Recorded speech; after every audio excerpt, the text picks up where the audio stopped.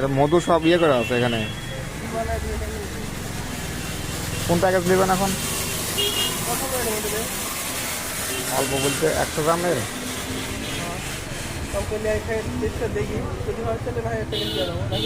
মানে অসম্ভব সুন্দর একটা দোকান।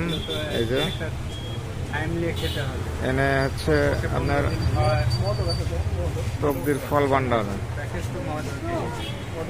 কিন্তু এখানে এখন সেই ফল ভান্ডার নেই। এখানে আছে হচ্ছে আপনার সব রকম জড়িবুটি ওষুধি যা আছে সবগুলাই। তো এটা হচ্ছে প্রসাদপুর বাজারে, আমাদের বাসা থেকে অনেক দূরে।